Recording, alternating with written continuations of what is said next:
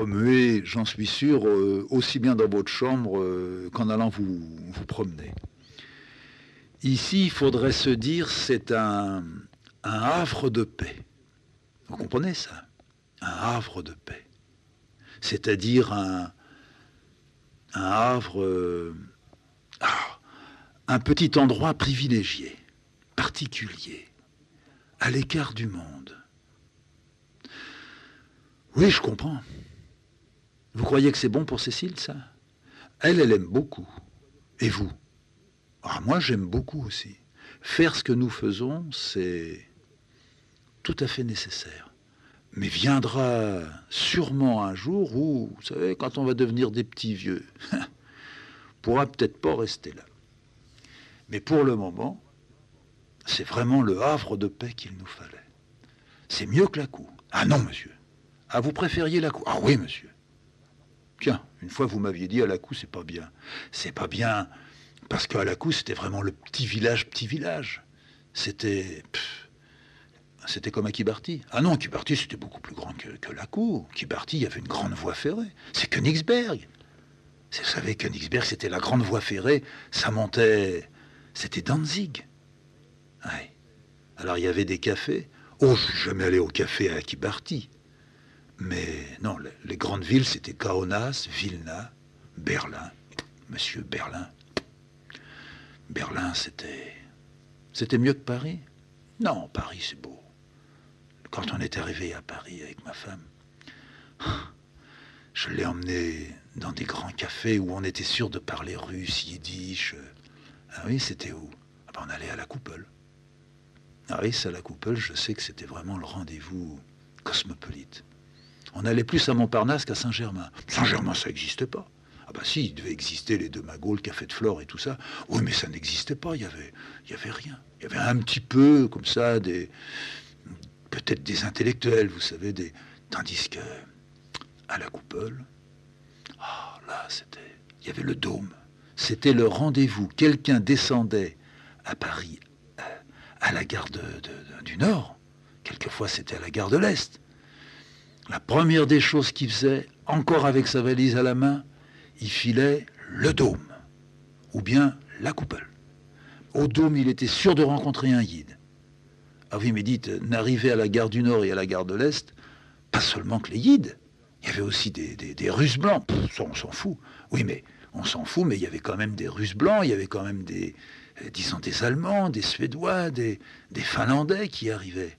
Ils allaient au Dôme. Au Dôme.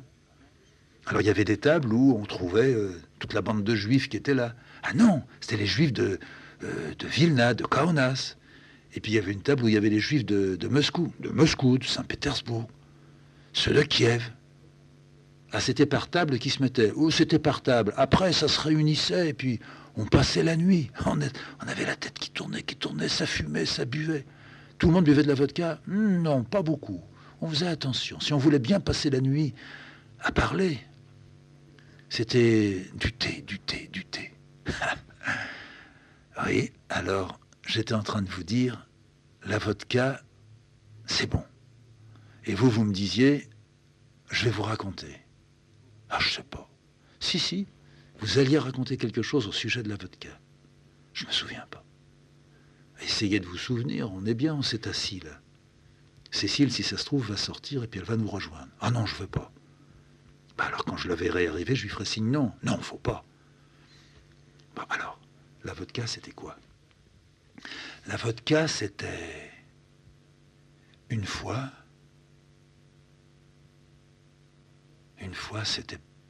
c'était dans le nord de la Russie.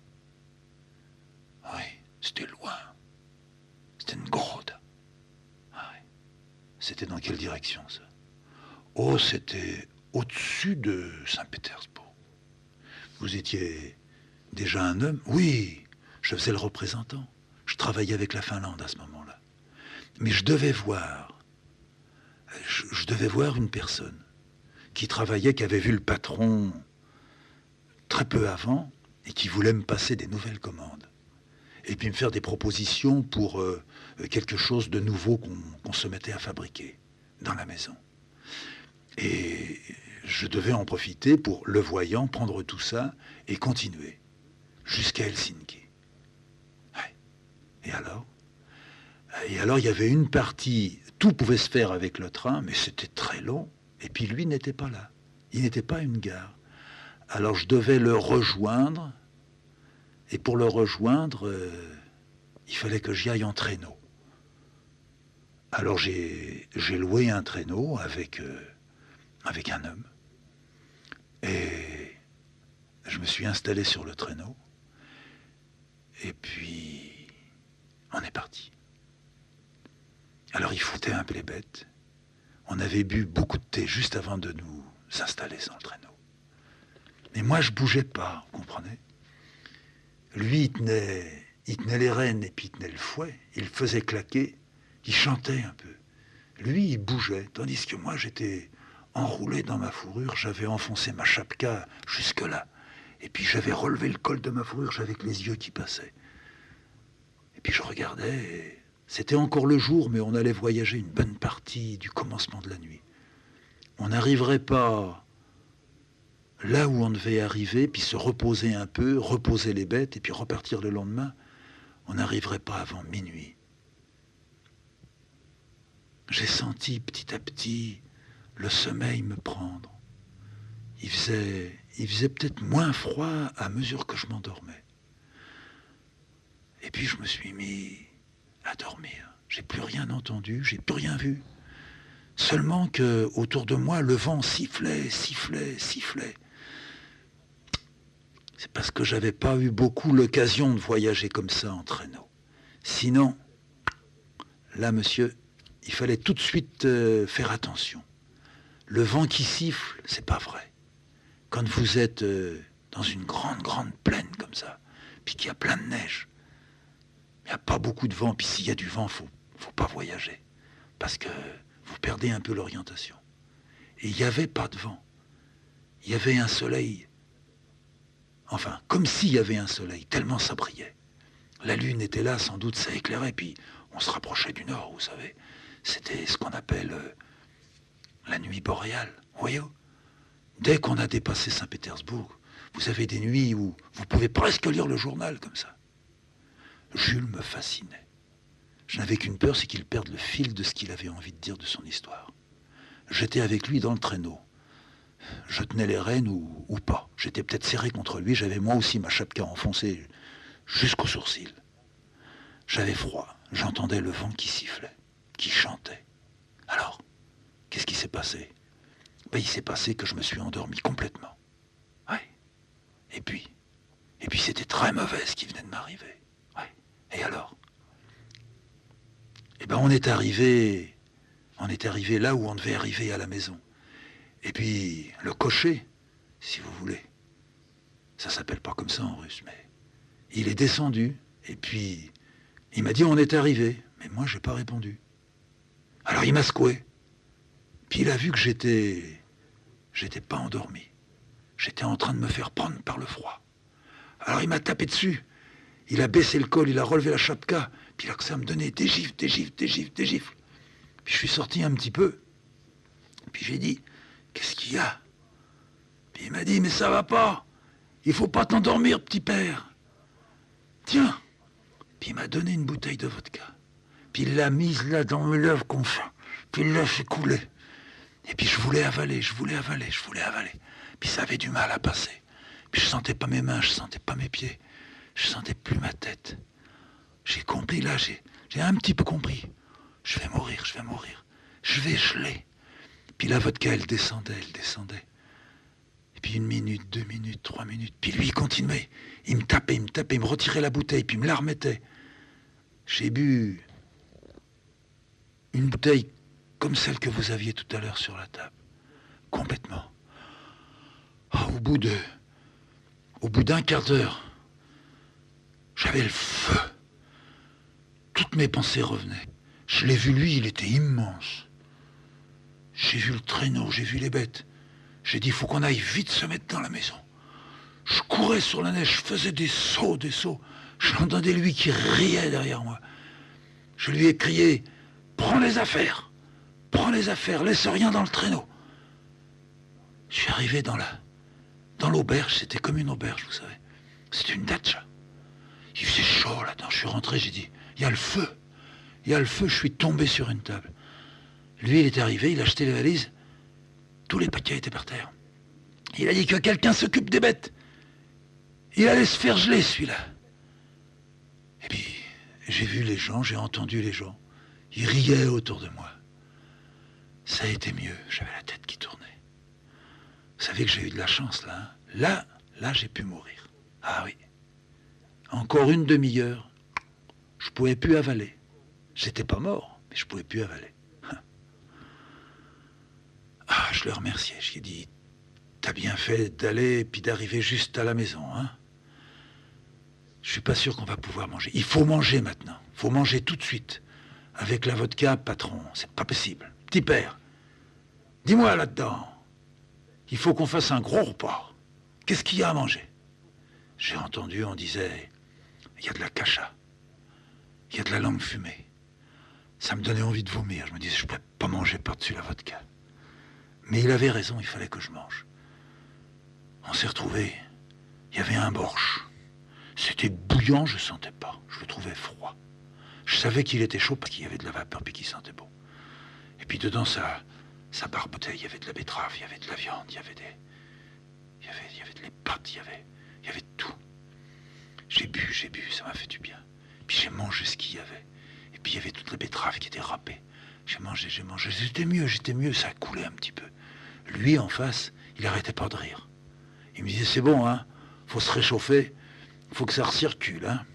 Et ben, petit père, je peux te dire, hein, petit père, t'as eu chaud. Ouais. Puis maintenant, t'as chaud. Je lui ai dit, oui, mon garçon, j'ai chaud. J'y ai donné 1 rouble. Je lui ai dit, tiens, voilà 1 rouble. On va bien dormir. Et puis demain, tu achètes de la vodka. J'en ai toujours. Tu achètes 2 bouteilles de vodka. On boira de la vodka pour marcher, hein. J'ai mangé la cacha. Je pouvais plus. J'avais comme de la terre dans l'estomac. Je suis allé dans une chambre. Je lui ai dit, si tu veux, tu peux dormir avec moi. Il a dit, d'accord. Il y avait un sofa. Il s'est mis sur le sofa. Et a dormi tout de suite. Moi, je suis tombé sur le lit, tout habillé. J'ai dormi comme ça. Puis le lendemain matin, on s'est réveillé. On était bien comme tout. On n'avait pas, vous savez, on dit ici en France, la bouche de bois. Non, on dit la gueule de bois. Ouais. Eh ben, on n'avait pas la gueule de bois. On était comme des oiseaux. Tout de suite, on s'est mis à parler. Moi, je me suis rasé. Lui, il n'a pas voulu se raser. Il est resté comme il était. J'ai dit, je suis prêt. On peut faire toute la route. Mais, tu as la vodka? Ouais. Donne-moi une. J'ai pris la vodka, j'en ai bu pas loin de la moitié. Je lui ai donné la bouteille, il a bu l'autre moitié. On est descendu, j'ai payé. On nous a dit, on vous a préparé des paquets là, ça c'est pour manger en cours de route. On a dit oui si on veut. Vous voulez boire du tchaï? Oui, on boit un tchaï avant de partir. On a bu un tchaï avant de partir, ils nous ont entendu, il y avait des pretzels et tout ça, on a dit non, on veut pas manger. On est bien comme on est. Et on est remonté dans le traîneau, et on est parti. Et là, j'ai pas entendu siffler le vent. Rien. C'était magnifique, monsieur. Il y avait encore la nuit, on n'est pas parti au jour. Le jour, il n'y en avait presque pas. Il y avait 2-3 heures de jour dans la journée. C'était magnifique, vous savez. Magnifique. Pouchkine, il a écrit un poème sur, comme ça, comme la steppe, vous savez, dans une troïka. Ah oui. Et que ça file autour de lui. Et il dit qu'il y a les étoiles dans le ciel. Et qu'il voit les étoiles descendre une à une, qui viennent et qui se posent sur la couche de neige, et que ce sont comme des femmes, tout brillantes, avec des branches à la place des bras. Un très beau poème, monsieur. Comme ça. Bizarrement, encore que disant bizarrement, je suis tout à fait sûr que ça ne soit pas bizarre. Julius est passé de l'autre côté, c'est-à-dire que après ces histoires, j'allais dire ces grandes confessions, il s'est complètement refermé. Ce qui restait comme jour à passer avec nous, il devait rentrer où il voulait rentrer pour le début du mois suivant. Je devais l'accompagner. Il n'a plus desserré les dents. Il est retombé dans ce mutisme avec les lèvres agitées. De temps en temps, il sortait cette courte affirmation de « ça fait ça comme ça ».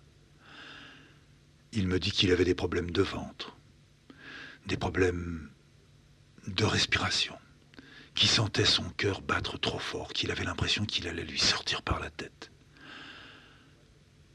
J'essayais plusieurs fois de le remettre sur la voie de la bonne conversation. J'avais déniché des livres dont je ne me souvenais pas. Certains étaient en russe, des livres avec des images, des paysages de la Russie. Il refusait, repoussait tout. Cécile s'était mise à lui faire des petits plats juifs. Il disait qu'il ne les digérait pas, qu'il ne les supportait pas. On est revenu à des choses très simples, de la soupe, du pain, du fromage. À peine le repas fini, il se levait, il disait « Je dois aller m'allonger, je ne suis pas bien ». Le jour du départ est arrivé, il a embrassé sa fille avec violence. Il s'est comme jeté contre elle. Il a mis la tête de sa fille contre son épaule. Il lui a dit « Je te remercie beaucoup, tout ce que tu as fait pour moi.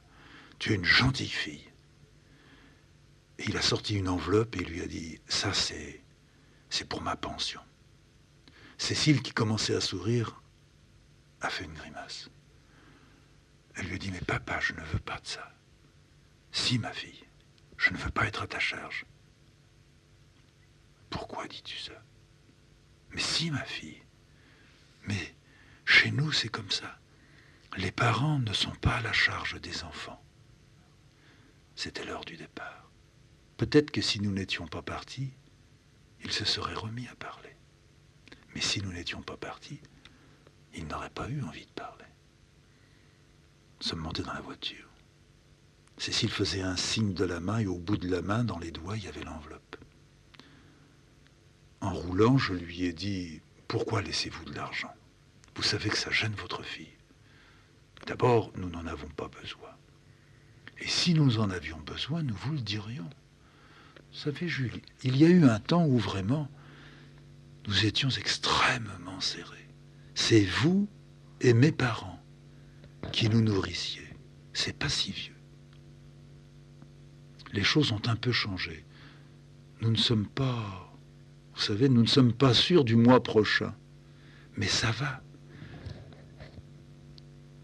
Donc, en ayant donné une enveloppe à Cécile, j'ai l'impression que vous abîmez. J'abîme rien du tout. Je lui ai donné pour 1 mois. D'accord. D'accord. En tout cas, nous sommes tout à l'heure à Paris tous les deux. Non, j'ai réfléchi, monsieur. Quoi? J'ai réfléchi, c'est pas la peine que vous veniez. Mais je vais à Paris avec vous, je vous raccompagne chez vous, rue de la Comète. Je vous conduis jusqu'à l'appartement. En passant, on fait quelques commissions, comme ça vous n'allez pas avoir à descendre ce soir. On peut même en faire pour plusieurs jours. Si vous voulez, vous pouvez profiter de moi. On fait un vrai grand ravitaillement. Ravitaillement de base, on achète du sucre, on achète de la confiture, on achète voilà, je sais pas moi, de l'huile, enfin tout ce qui est lourd, on le monte là-haut, on bourre le placard, le buffet, le frigo. Puis vous êtes tranquille. Si vous avez envie de descendre, vous descendez pour faire un petit tour. Non. Alors on ne fera pas de commission. Non, je ne veux pas que vous veniez à Paris. Mais Cécile ne comprendra pas. Cécile, ça m'est égal. Vous ne pouvez pas dire Cécile, ça m'est égal. Cécile croit que je vais prendre le train et que je vais revenir dans la soirée. Il était prévu, on arrive à Paris tout à l'heure, vers 2h de l'après-midi. On fait vite les commissions. Et je reprends mon train de 7h. On a encore le temps de rester un bon moment dans l'appartement, tous les deux. On arrange des choses, ça va être sale, on fait un petit coup de ménage. Et puis je vous laisse. Et puis Cécile revient dans 15 jours à Paris. Je vous ai dit non, monsieur. Comme vous voulez. Moi, vous me faites un peu de peine, parce que j'étais content de voyager avec vous, puis d'aller dans votre quartier. J'en aurais profité sans doute pour, en vous quittant, faire 2 ou 3 petites courses à Saint-Germain, mais c'est pas grave, Cécile pourra les faire en revenant dans 15 jours.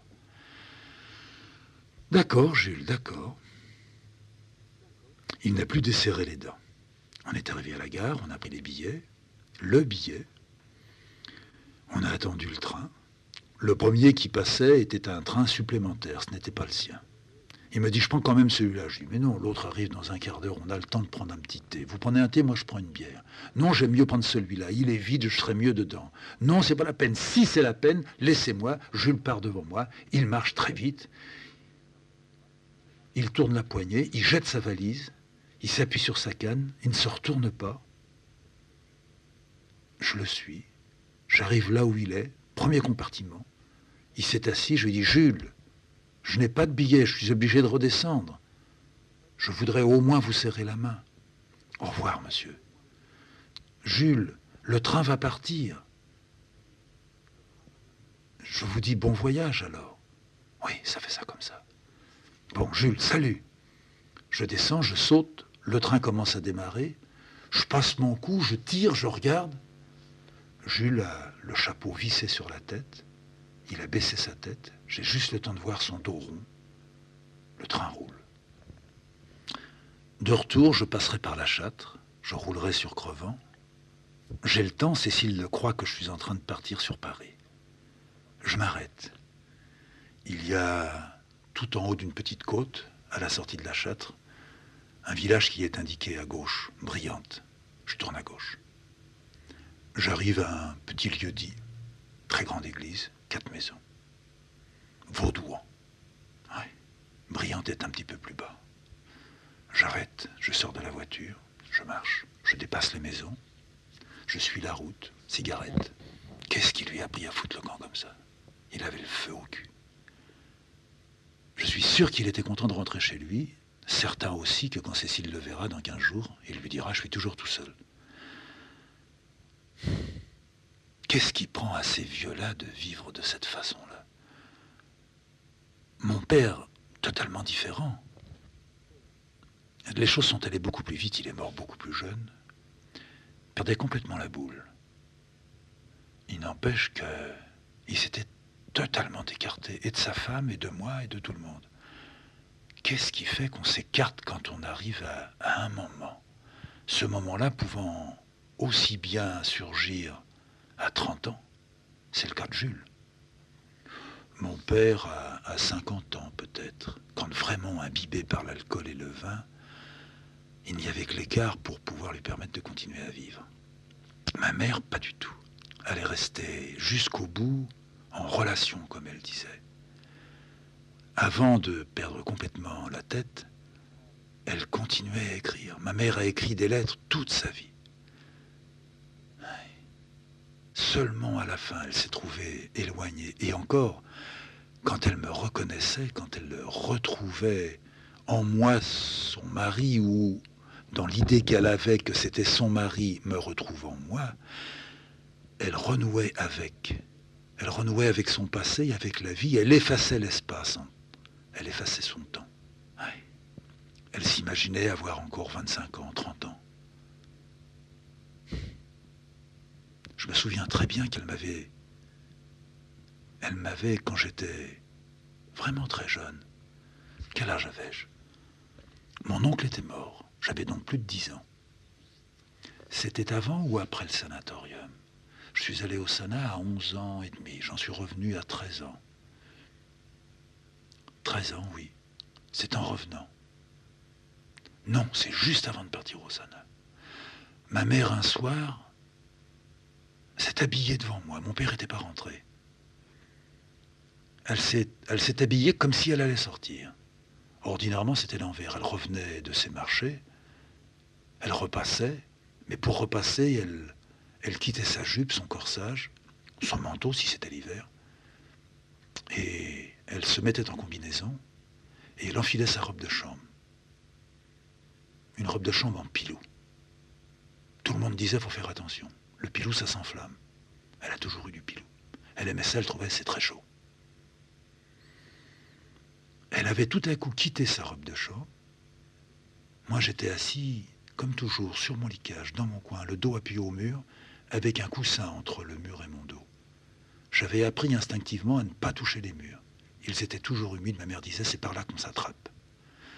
Je la regardais faire, elle retirait sa robe de chambre, elle retirait ses charentaises, elle a passé une jupe, enfilé des chaussures qu'elle est allée chercher en dessous de l'armoire, elle a donné un petit coup de brosse dessus, mis un corsage qu'elle est allée chercher dans l'armoire, boutonné sur le devant, beaucoup de boutons sur le devant, les manches boutonnées, beaucoup de boutons en bas au poignet. Elle a passé ce qu'elle passait très rarement, un collier. Elle a rajouté une broche sur la petite veste qu'elle avait mise par-dessus son corsage. Elle est arrivée devant une petite glace, au-dessus d'une commode. Il y avait là une petite lampe avec un abat-jour percé. Dans chaque trou de l'abat-jour, il y avait comme une perle de couleurs différentes, perle assez grosse. Une bleue, mais bleue qui avait été taillée comme perle. Alors, le bleu turquoise peut-être, je ne sais pas. On voyait par ces petites facettes de la lumière le long du mur. Le mur était jaune, ma mère disait jaune cacadois. Alors, ce bleu sur le jaune cacadois se transformait en vert phosphorescent. Il y avait aussi une autre perle, rouge foncé, du rouge avec du violet dedans. Et puis vers elle, tournée vers elle, une qui était orangée. Autour de l'abat-jour, on avait des perles. En dessous passait enfin la lumière. C'est là que se trouvait la glace. Ma mère étirait ses lèvres à droite, à gauche. Elle passait du rouge dessus. Elle frottait ses dents et ses gencives. Pourquoi ? Pourquoi ne se lavait-elle pas les dents avec une brosse à dents ? J'en faisais autant, moi, de mon côté. Je frottais mes gencives et mes dents. Je me demandais à quoi ça servait. Pourquoi frotter les gencives ? J'ai su par la suite que c'était pour avoir des gencives très rouges, que ça faisait ressortir le blanc des dents. Elle a mis du noir à ses yeux, autour des yeux, sur les paupières. Elle étalait ça avec son petit doigt. Elle venait de temps en temps humecter son doigt sur sa langue. Elle étalait. Elle avait un œil comme poché. Puis ensuite, les cils, elle a craché dans une petite boîte. Et puis elle frottait avec sa petite brosse. Je connaissais cette petite brosse. Elle allait chercher du noir, et puis elle en passait sur les cils. Elle les relevait tout doucement. Elle recrachait, elle relevait encore. Il me semblait que de là où j'étais, les cils devenaient immenses, comme le balai dont mon père se servait pour balayer tout le trottoir tous les samedis. Qu'est-ce qu'elle va faire ? Le père n'était pas rentré, elle avait décidé d'aller le chercher. Jamais ma mère n'allait chercher le père. Est-ce qu'elle allait m'emmener là où elle allait ? Maintenant, elle mettait du blanc, comme de la farine sur les joues. Elle l'étalait avec une grosse houppette. J'aimais l'odeur de cette farine. Ensuite, elle a passé sa main, elle a lissé tout ça. Elle tordait son menton, elle le passait d'un côté, puis de l'autre. Ça tordait la bouche qui était devenue bien rouge. Elle suivait avec ses yeux à droite, à gauche, le menton. Elle regardait ce qu'elle faisait au bout de ses doigts. Ensuite, une autre houppette, une autre boîte. Elle secouait un tout petit peu et elle étalait sur le bord des pommettes, un peu en dessous, dans le bas de la joue. Un rose orangé commençait à apparaître. Là, elle ne mettait pas ses doigts. C'était seulement la houppette qui faisait le travail. La joue de gauche a été faite. Elle est passée à la joue de droite. Elle a repris un petit peu de poudre. Ensuite, elle a relevé l'abat-jour. Elle a été éclairée par l'ampoule en plein milieu du visage. Et elle s'est regardée. Elle avait les yeux ouverts plus grands que d'habitude. J'ai eu peur. Je voulais lui dire, « Maman, fais pas ça. » Mais ne fais pas ça, c'était n'ouvre pas les yeux grands comme ça. Et elle les maintenait grands ouverts. J'avais de plus en plus peur. J'ai pas pu me retenir et j'ai laissé sortir ça. « Maman, fais pas ça !» Elle a fermé ses yeux, mais d'un coup, elle les a réouverts et c'était redevenu normalement grand. Elle s'est retournée vers moi. Elle m'avait oublié. Elle est venue vers le petit Livion. Elle s'est assise. Non, n'aie pas peur, je ne vais pas te laisser. Tu avais peur, pauvre chérie. Qu'est-ce que j'allais faire? Qu'est-ce que tu voulais faire, maman? Qu'est-ce que j'allais faire? Idiote! Quelle idiote! Pourquoi tu dis ça? Tu n'es pas idiote, maman. Tu es énervée? Tu as du chagrin? Moi, tu m'as fait peur. Tu as eu peur parce que je me suis maquillée? Non.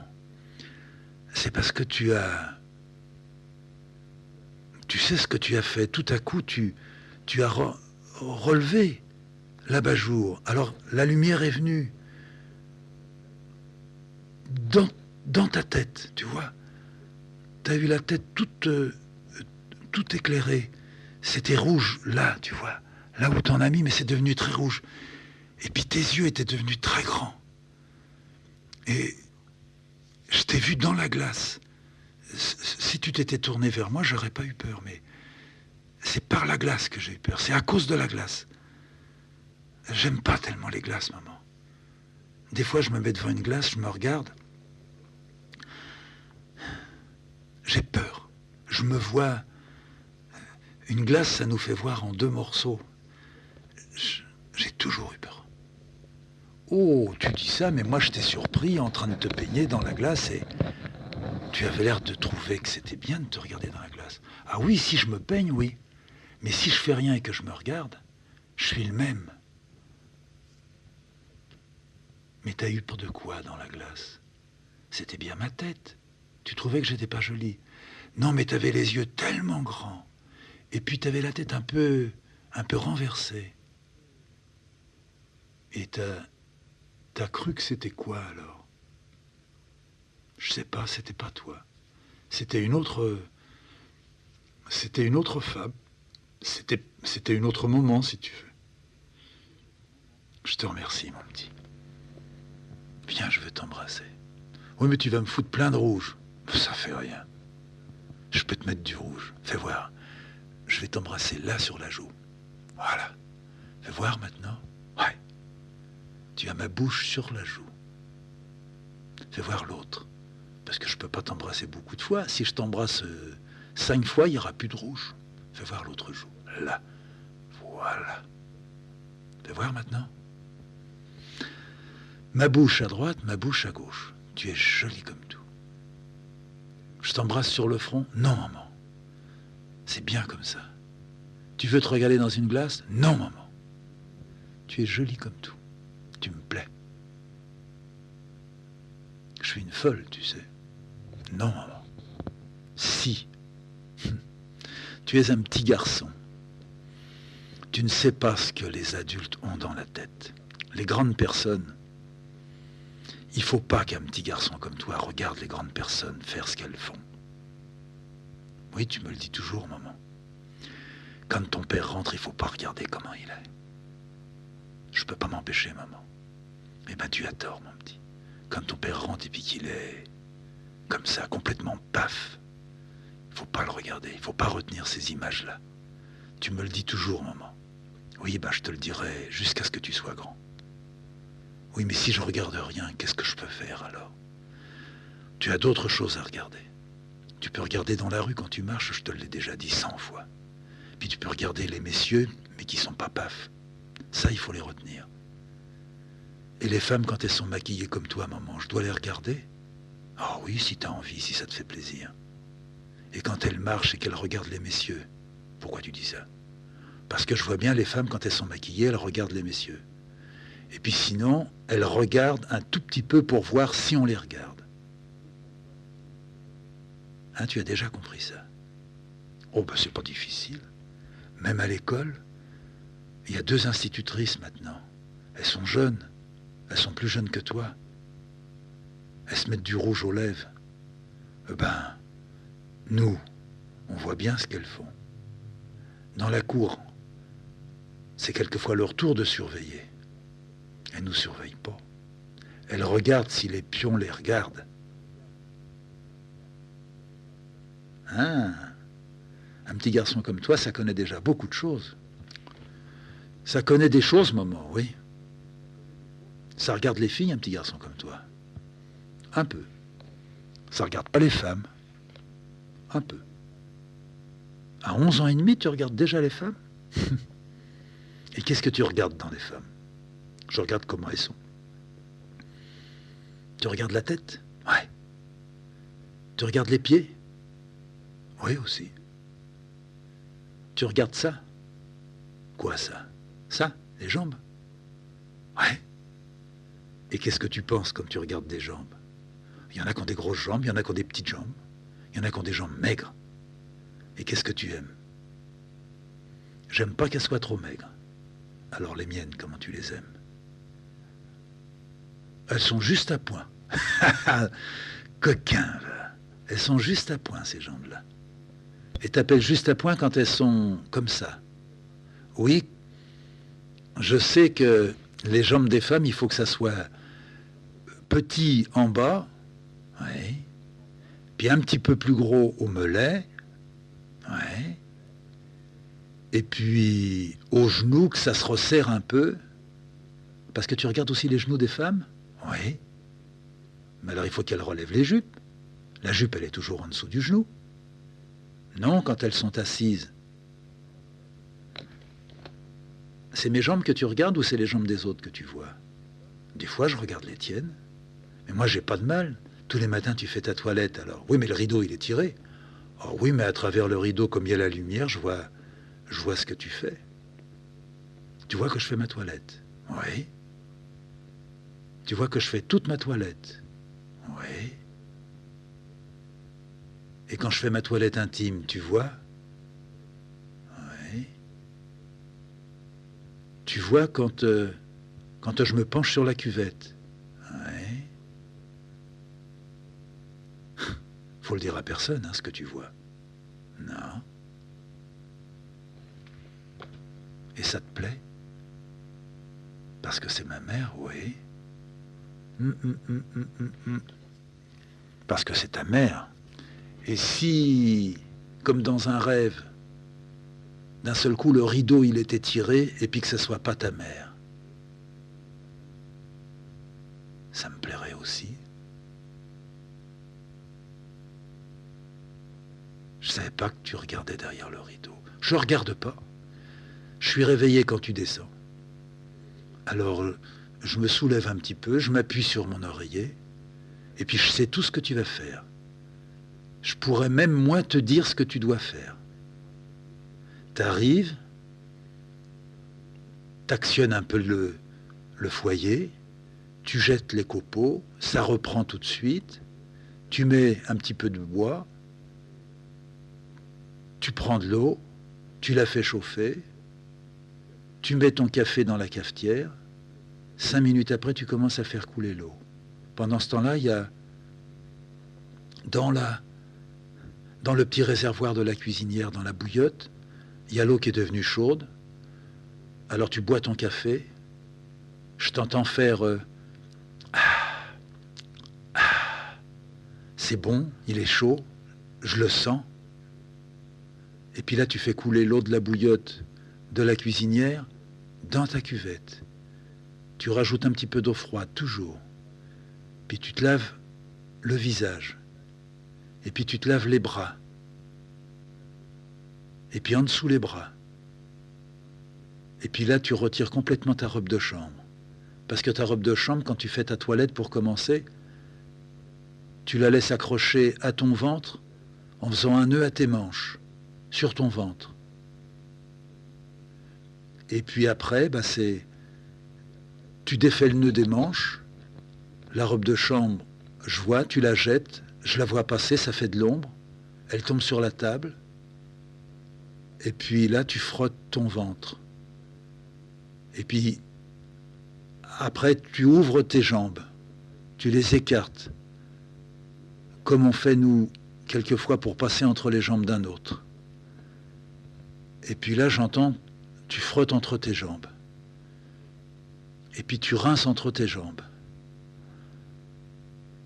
Et puis tu essuies entre tes jambes. Et puis avec la même serviette, Tu essuies tes jambes. Tu mets un pied sur une chaise.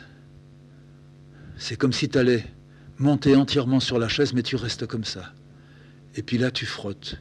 Tu frottes encore un peu en dessous. Et puis après, tu abaisses cette jambe-là, puis tu relèves l'autre. Et puis tu jettes l'eau. Et puis quelquefois, tu passes un peu de l'eau de Cologne. Et puis j'aime bien parce que ça sent très très bon. Puis ensuite, tu mets tes affaires. Voilà comment. Voilà. C'est tout ce que tu fais. Et puis c'est après que tu me dis, tu dors? Et puis je te dis, je viens de me réveiller. Et puis c'est là que tu m'amènes mon café. Et puis t'es déjà toute prête. Tu sens bon. T'es maquillée. Puis tu t'en vas. Je regardais par en dessous ma mère. Elle n'avait pas dit un mot pendant tout ce temps-là.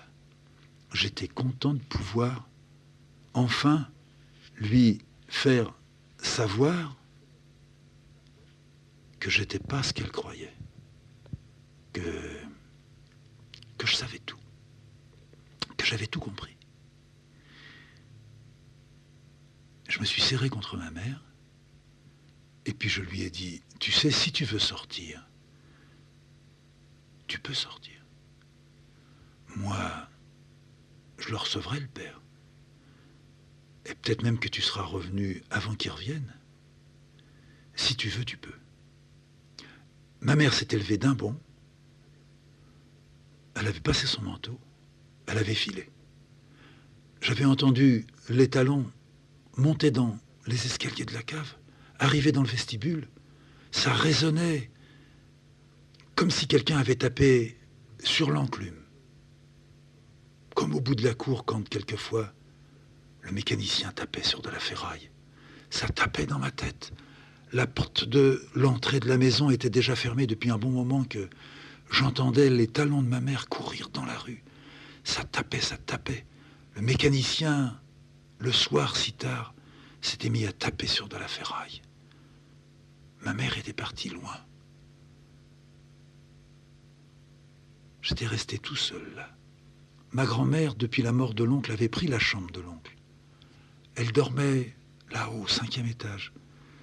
C'était les moments où j'étais tout seul dans la cave et je pouvais avoir peur. Mais d'avoir parlé avec ma mère m'avait rassuré. Je venais de franchir une porte. C'était comme si j'étais allé au service militaire. J'entendais les hommes quand ils en parlaient. Il semblait toujours qu'avant ils étaient cons et après ils étaient moins cons. Alors là, j'avais eu mon service militaire. J'avais tout dit. Je ne cachais rien. Cacher, c'était mentir. Là, c'était fait. J'étais bien. Ma mère, elle pouvait faire ce qu'elle voulait. Je la savais. Je la savais en train de marcher. Elle n'avait pas pris la chaussée ni la rue du Port. Je suis sûr qu'elle avait filé dans la route de la Reine, toute droite, pendant un bon moment. Et vers le jardin de l'ancienne mairie, là où on allait jouer avec les copains. Elle avait tourné à droite. Là, elle marchait d'un pas beaucoup plus ralenti. D'une part, elle ne risquait pas de rencontrer mon père revenait que par la rue de Sèvres. Là, elle s'était très éloignée de la rue de Sèvres. Je ne crois pas qu'elle allait à un endroit précis. Elle allait marcher, prendre la rue de l'ancienne mairie, tourner vers la Béranger, revenir vers la rue d'Aguesseau, se retrouver route de la Reine. Un circuit comme ça allait lui prendre 3/4 d'heure. Si je pouvais, je m'habillerais. Je m'habillerais en vitesse et j'irais voir si c'est bien ce que ma mère fait. Je me suis habillé à toute vitesse. J'ai mis mes chaussures, je ne les ai pas lacées. J'ai pas eu le temps de prendre le béret, rien, juste ma petite pèlerine. monter les escaliers 4 à 4, vestibule, tirer la porte, refermer derrière moi, filer dans la route de la Reine. Première rue, ça y est, j'y suis. L'ancienne mairie, le parc, à gauche, Barangé, rue de Sully, rue d'Aguesseau. Je suis presque de retour sur la route de la Reine. Je la vois, elle est là-bas dans le bout, elle marche. Elle marche bien, elle marche droite. Je peux me rapprocher, elle va savoir que je suis derrière. Elle marche, c'est tard. Chaque fois qu'elle passe sous un bec de gaz, je la reconnais totalement. C'est vraiment elle, sa silhouette. Elle marche droite. Son dos est beau, raide. Elle lance les bras à droite, à gauche. Elle retourne vers la maison. Je suis foutu. Si elle arrive à la maison avant moi, elle me dira où tu étais. De toute façon, elle le sentira. J'ai été bête. Je cours. J'appelle maman. Elle se retourne. Je viens vers elle. Qu'est-ce que tu fais? Je suis venu te chercher. Je me disais, pas le soir à cette heure-là dans la rue.